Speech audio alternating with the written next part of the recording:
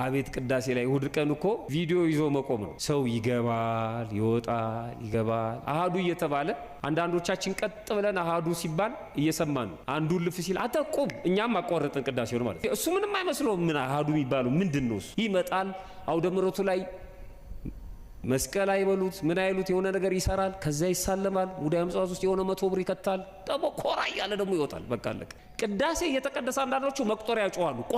ቋ ፈሪሳዊነት ነው። ጸሐፍት ፈሪሳውያን እንደዚህ ናቸው። እንዲሰሙ እንዲታዩ ይፈልጋሉ። ቅዳሴ እየተቀደሰ ወለሉ ዱዓ እስኪል ድረስ የሚሰግዱ ሰዎች አሉ። ሰው ሁሉ እስኪሰማ ፈሪሳዊነት ነው። ይሄን ጸሎት አይሰማም እግዚአብሔር። እንደዚህ አይደለም። የማህበር ጸሎት ከሆነ የማህበር ጸሎት ነው። ሰው ያስቀድሳል ነጠላ ለብሶ ጥሩ ነው።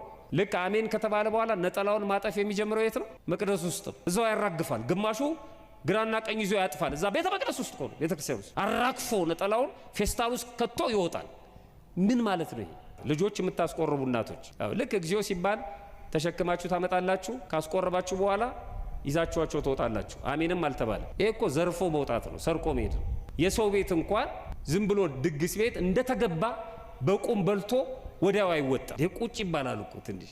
ከዛ ጊዜ ይስጥልኝ ይባላል። ቅዳሴ ስናስቀድስ በጃኬት፣ በቲሸርት፣ በቁምጣ፣ በቢጃማ፣ በድሪያ፣ በቱታ የሰውነትን ቅርጽ የሚያሳዩ ልብሶች፣ ሰውነትን የሚያጋልጡ ልብሶች፣ ጸያፍ ጽሑፍና ስዕል ያለባቸው ልብሶች አድርጎ መገኘት አይፈቀድም። እንደዚህ ነው የምናስቀድሰው። በፍጹም ንቃት ነው። ፌስቡክ አናይም፣ ቴሌግራም አንጎረጉርም፣ ስልክ ሲደወል ትተነው አንወጣም። ቅዳሴው በንቃት ነው የምናስቀድሰው። እና ታዲያ እኛ አሁን ብናማረር እግዚአብሔር ይሰማናል እንዴ? ይሄን ያህል ዓመት አስቀደስኩ፣ ይሄን ያህል ዓመት ጾምኩ፣ እግዚአብሔር ግን አይሰማኝም። መቼ አስቀደስን? ይሄ የሌላችሁ ደግሞ ቀሩ አሏችሁ። ጠላ የለኝም እንግዲህ ምን አደርጋለሁ? ገላገልከኝ መምህር እንዳትሉ።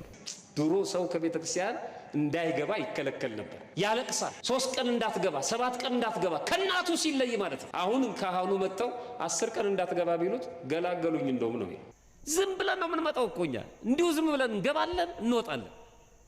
በሁለት ጥቅስ ድራሻችን ይጠፋል። ከዛ ደግሞ ጉራችን ነበርኩበት እንላለን። አናፍርም። ቅዳሴ ሁሌ ወደ ሰማያዊው ህብረት የምንገባበት ነው።